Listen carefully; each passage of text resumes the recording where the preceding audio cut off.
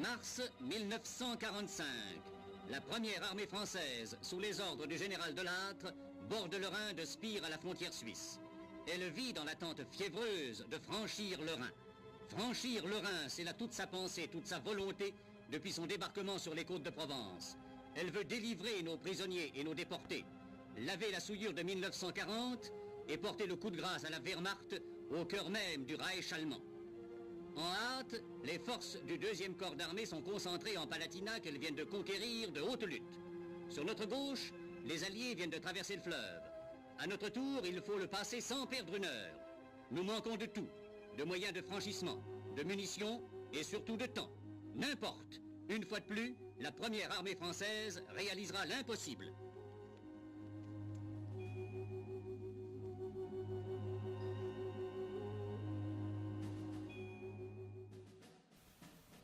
Le 31 mars 1945, la première armée française franchit le Rhin et commence la conquête de l'Allemagne. Elle montre à ses alliés et aux Français que l'armée française est encore capable, malgré la défaite de juin 40. Elle est en effet considérée comme une puissance défaite et reléguée au second rang.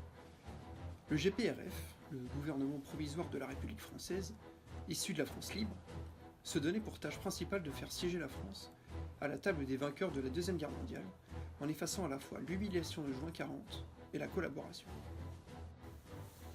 Cette mission s'incarne principalement dans l'effort que la France va mener dans la poursuite de la guerre.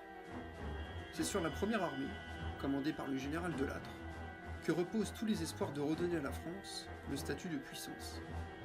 Cette armée de la libération est entièrement équipée par les Alliés, en majorité du matériel américain, et on le voit d'ailleurs dans cet extrait de manœuvre datant de 1950, car les chars qui sont utilisés sont américains, tout comme l'uniforme de ceux qui les conduisent. Dès la reprise en main du territoire, le général de Gaulle ordonne de remettre en état les usines d'armement pour qu'elles produisent le plus possible des armes et des munitions d'origine française. L'objectif en effet est de rester le plus indépendant possible vis-à-vis des alliés de la France pour que celle-ci garde une plus grande autonomie. Cependant, quand le gouvernement d'Alger revient en France, il se rend compte de l'état dans lequel la guerre a laissé l'industrie française, et notamment son industrie militaire. Les destructions sont telles que remettre tout de suite en état les usines est presque impossible. Les bombardements et les pillages font qu'elles n'ont plus de moyens de production, et l'approvisionnement en matières premières, du fait de la guerre, est difficile.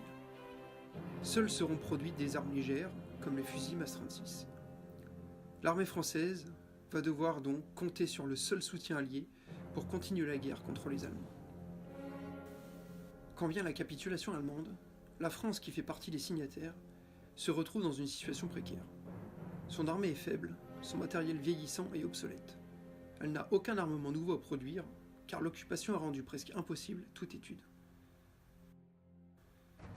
De plus, elle est presque seule sur le continent face à une armée soviétique qui se fait de plus en plus menaçante. Cette armée soviétique est bien mieux équipée que l'armée française. Elle possède un armement moderne et robuste, et c'est surtout une armée très nombreuse.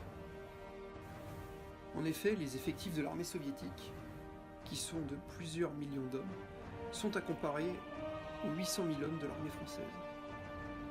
Donc l'objectif pendant les années 1940 est de rattraper le retard technologique qui caractérise l'armée française par rapport aux autres forces des grandes puissances. Ne pouvant rivaliser par le nombre, elle doit essayer de rivaliser par la qualité. Cela s'incarnera donc par l'étude de missiles, le Nord SS-10, par des avions nouveaux, le Mystère de chez Dassault, et de chars plus modernes comme l'AMX-13. C'est dans ces dernières années de la décennie 40 que sont lancés les grands projets d'études qui aboutiront dans les années 1950 à l'apparition de nouveaux matériels. Cependant, la réalité rattrapa vite les ingénieurs et techniciens de l'armement. Face à l'intensité des guerres coloniales, la direction des études et fabrication d'armement, la direction qui gère les usines militaires nationalisées, fabriquant le matériel de l'armée de terre, va devoir mettre l'effort sur la production d'armes et de munitions et mettre de côté quelque peu les études. Les guerres coloniales, celles d'Indochine et ensuite d'Algérie, ne nécessitent pas d'équipements trop modernes et trop coûteux.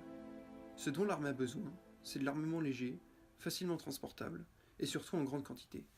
En effet, ces deux guerres, qui sont en fait des guerres contre-insurrectionnelles, ou aussi appelées contre-guérilla, qui sont théorisés par David Galula et Charles Lacheroy, deux officiers français, doivent être menés par la mobilité. C'est ainsi que des armes comme le MAS 49 ou le MAT 49 sont mises au point. On privilégie aussi la rapidité des chars. C'est la MX-13, char léger, rapide, doté d'un canon puissant, mais faiblement blindé. En réalité, c'est l'aviation qui a surtout fait l'objet d'un vaste effort d'études, et l'armée de terre n'a accentué ses efforts que sur les fusées, missiles et sur l'armement léger. Des secteurs comme le blindé n'ont pas reçu les fonds nécessaires pour vraiment produire des véhicules nouveaux, pouvant rivaliser avec ceux des forces soviétiques, plus modernes, mieux blindés et mieux armés. Parallèlement aux productions militaires, la DEFA s'est aussi vue confier des productions civiles nécessaires à la reconstruction économique du pays. Ainsi, les usines produiront des tracteurs et remorques agricoles, répareront des locomotives et wagons pour la SNCF, et fabriqueront du mobilier et des matériaux nécessaires à la reconstruction. Le plan Monet de 1947, aussi appelé Premier plan de modernisation et d'équipement, préconisait en effet la mise à contribution de toutes les industries d'État à la remise en marche économique du pays. Quand vient la fin de la 4ème République, la DEFA est néanmoins prête pour se fondre dans la nouvelle délégation ministérielle pour l'armement en 1961. Elle fut l'objet de constantes réformes de réorganisation et de rationalisation, permettant son ouverture au marché mondial de l'armement. En effet, sur la trentaine d'usines et centres d'études qui existaient en 1944, seule la moitié subsiste en 1961. Mais celle-ci est modernisée et surtout renforcée.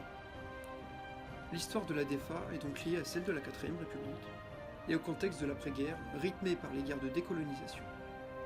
Organe lourd de la première partie du siècle, contrainte de s'adapter à l'intensité des guerres mais aussi à la misère de l'économie française, la direction devient cet outil qui sera la base de l'industrie militaire française d'exportation que nous connaissons aujourd'hui. Voilà, nous avons donc vu les grandes lignes de l'histoire de la DEFA, l'ancêtre de la DGA qui existe encore aujourd'hui. Il faut donc savoir que les bases de cette direction ont été posées pendant cette période instable et troublée que fut la France sous la 4ème République.